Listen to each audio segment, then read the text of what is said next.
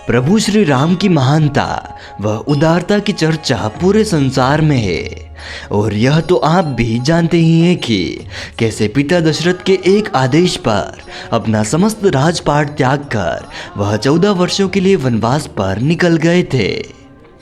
लेकिन दोस्तों, बहुत ही कम लोग जानते हैं कि भगवान राम ने अपने वनवास के यह 14 वर्ष कहाँ बिताए और कौन सा वह रास्ता था जहाँ से प्रभु अयोध्या से निकलकर रामेश्वरम और बाद में लंका तक पहुँचे थे। आइए आज के इस वीडियो में हम आपको अयोध्या से श्रीलंका तक की पूरी यात्रा करवाते हैं और उन प्रमुख स्थानों के दर्शन भी आपको करवाएंगे जो कि प्रभु श्री राम के वनवास गमन के दौरान उनके चरण कमल पड़ने से धन्य हो गए।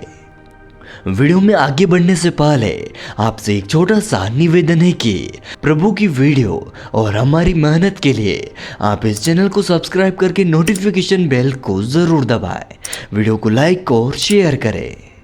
नमस्कार दोस्तों, स्वागत है आप सभी का D2 फैक्ट यूट्यूब चैनल पर। वाल्मीकि द्वारा रचित रामायण में उल्लेख है कि जब भगवान राम को वनवास मिला था तब उन्होंने अपनी यात्रा को अयोध्या से प्रारंभ किया और रामेश्वरम के बाद श्रीलंका में पहुंचकर इस यात्रा का अंत हुआ। इस दौरान उनके साथ जहां जो भी घटा उनमें से 200 से अधिक घटना स्थलों के बारे में इस रामायण में बताया गया है।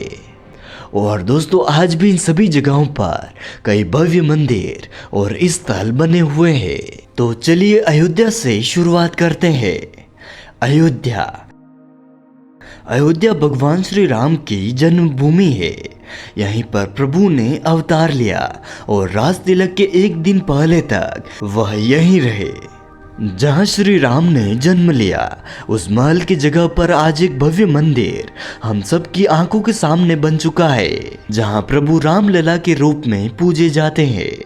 प्रभु के बाल रूप के मनमोहक दर्शन आप स्क्रीन पर कर सकते हैं। यहीं पर सरयू नदी भी बहती है। दूसरा है श्रृंगवेरपुर तीर्थ। वनवास के लिए निकले प्रभु सबसे पहले तमसा नदी के किनारे पहुंचे जो कि अयोध्या से 20 से 22 किलोमीटर की दूरी पर है। इस नदी को पार करके भगवान राम, लक्ष्मण और सीता जी प्रयागराज से 20-22 किलोमीटर की दूरी पर श्रृंगवेरपुर तीर्थ पहुंचे, जिसे आज सिंगनौर कहते हैं। यह उस समय निषाद राज गुह का राज्य था। भगवान श्री राम ने यहीं पर गंगा के तट पर केवट से गंगा पार कराने को कहा था। श्रृंगवेर में हुए पुत्रेष्टि यज्ञ और ऋषि श्रृंगी द्वारा किए गए त्याग की वजह से ही राजा दशरथ के यहाँ पर ब्रह्म रूपी भगवान श्री राम सहित 4 पुत्रों का जन्म हुआ था। आज भी देश के कोने कोने से हजारों लोग संतान प्राप्ति की कामना लेकर पूजा अर्चना कर रोट और खीर चढ़ाते हैं। इसलिए इस श्रृंगवेरपुर को संतान तीर्थ भी कहा जाता है। रामनवमी को यहाँ पर एक भव्य मेले का आयोजन होता है, जिसमें देश विदेश से लाखों लोग यहाँ पर पहुँचते हैं। तीसरा है प्रयाग। सिंगरौर में गंगा नदी को पार करके प्रभु श्री राम कुरई नामक गांव में रुके, जिसके बाद प्रभु श्री राम, लक्ष्मण और सीता जी कुरई से आगे चलकर प्रयाग पहुंचे, जहां पर उन्होंने कुछ दिन बिताए थे। प्रयाग में मां गंगा, सरस्वती और यमुना का संगम होता है, जहां भारत का सबसे बड़ा मेला यानी कुंभ मेले का आयोजन होता है। वर्तमान में यहाँ कई मंदिर, कई पर्यटक स्थल और कई तीर्थ स्थल मौजूद है। इस स्थान को कई पुराणों व ग्रंथों में पवित्र स्थली के रूप में बताया गया है। अगर आप प्रयाग और त्रिवेणी संगम की पूरी जानकारी चाहते हैं तो आप हमारी यह वाली वीडियो जरूर देखें। इस वीडियो में हमने पूरी जानकारी दी है। चौथा है चित्रकूट। भगवान श्री राम ने प्रयाग संगम के पास यमुना नदी को पार किया और फिर चित्रकूट पहुंचे। चित्रकूट वही जगह है जहां राम को मनाने के लिए उनके भाई भरत अपनी सेना के साथ पहुंचे थे। उस समय राजा दशरथ का देहांत हो चुका था और भरत यहाँ से अपने भाई श्री राम की चरण पादुका लेकर जाते हैं और उनकी चरण पादुका सिंहासन पर रखकर 14 वर्ष तक राज्य को चलाते हैं। भरत से मिलने के बाद प्रभु श्री राम बेचैन होने लगे। उन्हें अपने भाई के जाने और अपने पिता की मृत्यु का गहरा दुख हुआ। चित्रकूट के पास ही सतना में ऋषि अत्रि का आश्रम था, इसलिए उन्होंने चित्रकूट से ऋषि अत्रि के आश्रम में जाने का फैसला किया। माना जाता है कि भगवान श्री राम, लक्ष्मण और सीता ने अपने वनवास के 14 वर्षों में से 11 वर्ष चित्रकूट की इन्हीं आसपास की जगहों पर बिताए थे। चित्रकूट उत्तर प्रदेश के चित्रकूट जिले में स्थित है तथा सतना जिला मध्य प्रदेश राज्य में एक प्रसिद्ध तीर्थ स्थल है। सतना में रामवन नामक एक स्थान पर भी प्रभु रुके थे, जहाँ ऋषि अत्रि का एक और आश्रम था। यह सभी जगह आज मध्य प्रदेश और उत्तर प्रदेश की सीमा पर स्थित है, जहाँ प्रभु राम के कई मंदिर स्थापित है। 5वां है दंडकारण्य। सतना से निकलकर भगवान राम एक घने वन में पहुंचे। इस वन को त्रेता युग में दंडकारण्य के नाम से जाना जाता था। और दोस्तों, यह जंगल आज मध्य प्रदेश, छत्तीसगढ़, महाराष्ट्र, उड़ीसा और आंध्र प्रदेश जैसे भारत के कई राज्यों में फैला हुआ है। उड़ीसा की महानदी के इस पार से गोदावरी तक दंडकारण्य का इलाका था। वर्तमान में आंध्र प्रदेश में स्थित भद्रांचलम नाम का यह शहर इसी जंगल का हिस्सा था। मान्यताओं के अनुसार गोदावरी नदी के तट पर बसा यह नगर माता सीता और प्रभु श्री राम के मंदिर के लिए जाना जाता है।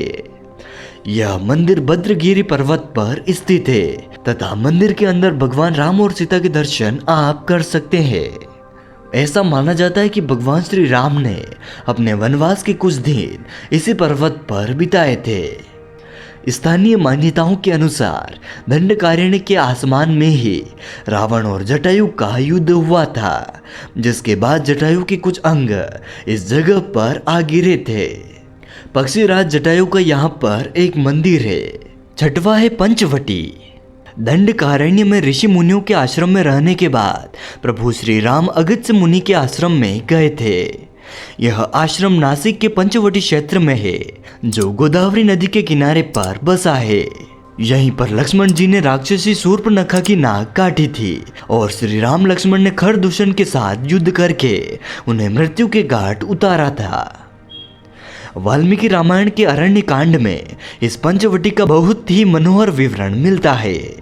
इसी पंचवटी की कुटिया से रावण द्वारा छल से सीता जी का हरण कर लिया गया, जिसके बाद प्रभु श्री राम और लक्ष्मण ने सीता जी की खोज की। गिद्धराज जटायु से प्रभु की भेंट और मैत्री भी यहीं पर हुई थी।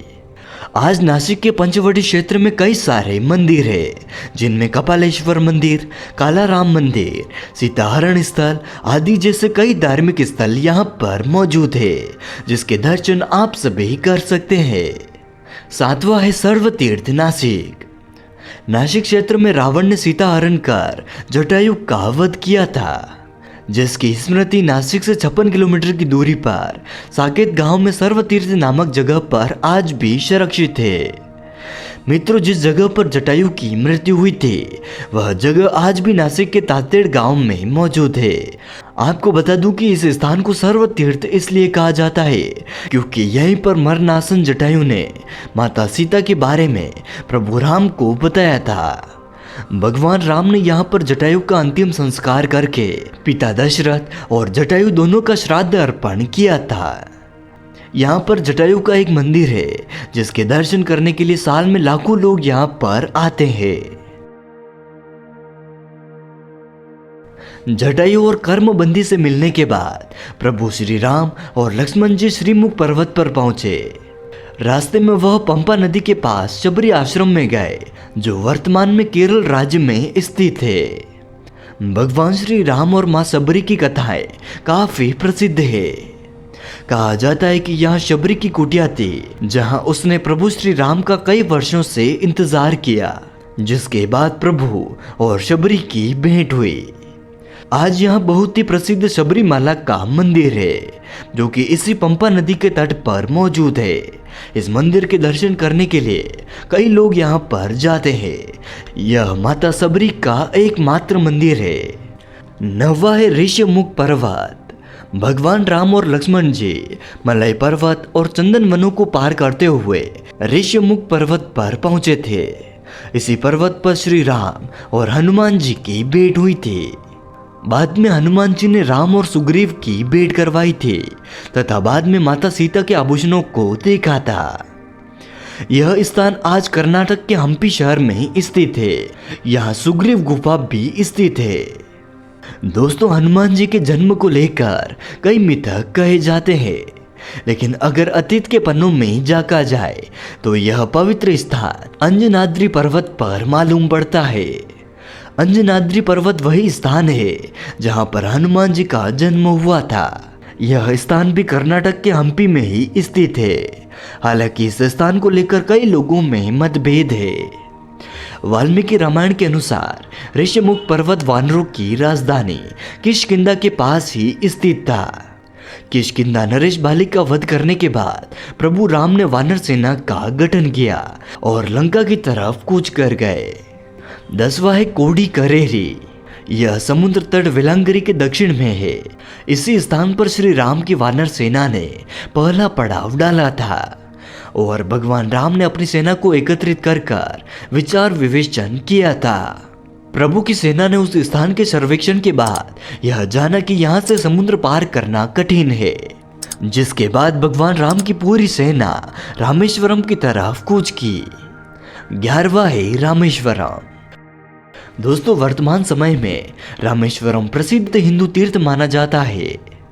महाकाव्य रामायण में उल्लेख है कि कौशल्या पुत्र राम ने लंका पर चढ़ाई करने से पहले यहीं पर भोलेनाथ की पूजा की थी।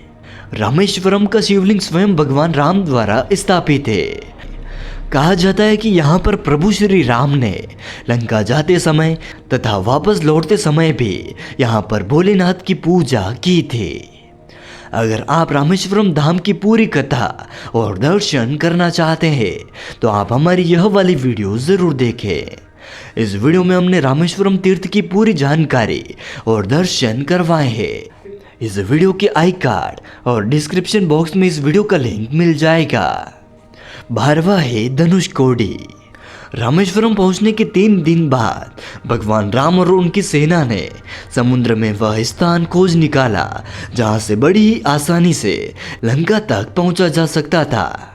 उन्होंने नल और नील की मदद से उक्त स्थान से लंका तक एक पुल बनाने का निर्णय किया।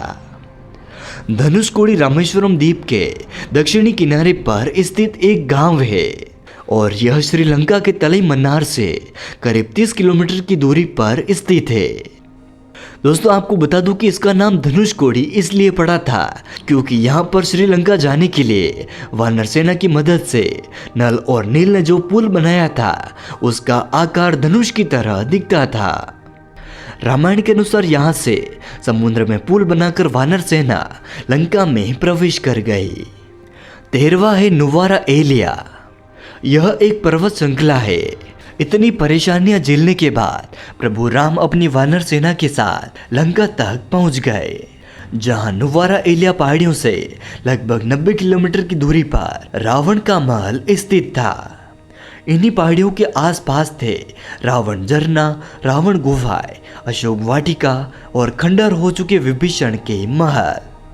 पुरातात्विक जांच से इनके त्रेता युग के होने की पुष्टि हुई है। श्रीलंका सरकार द्वारा इन्हें रामायण के युग के होने के प्रमाण दिए जा चुके हैं और इन्हें रामायण के युग का माना है। इसके बाद प्रभु श्री राम और रावण का युद्ध हुआ, जिसमें प्रभु श्री राम द्वारा रावण का वध कर दिया गया। दोस्तों, इसके अलावा भी भारत में रामायण से जुड़े कई स्थान हैं जिनका वर्णन वाल्मीकि रामायण में किया गया है। कुल 200 से अधिक स्थानों का उल्लेख हमें पुराणों में मिलता है। माता सीता की जन्म स्थली, वनवास के बाद प्रभु के वापस अयोध्या लौटने तथा लवकुश के जन्म से जुड़े कई स्थान आज भी भारत में मौजूद है। दोस्तों, अगर आप वाल्मीकि आश्रम की पूरी कहानी और उनके दर्शन करना चाहते हैं तो आप हमारी यह वाली वीडियो जरूर देखें। डिस्क्रिप्शन बॉक्स में इसका लिंक आपको मिल जाएगा। आई कार्ड पर क्लिक करके भी आप यह वीडियो देख सकते हैं। उम्मीद करते हैं आपको हमारे द्वारा दी गई यह जानकारी पसंद आई होगी। इसी तरह की वीडियो देखने के लिए आप हमारे चैनल को सब्सक्राइब कर सकते हैं। वीडियो को लाइक और शेयर करें और मेरे साथ बोलिए जय श्री राम।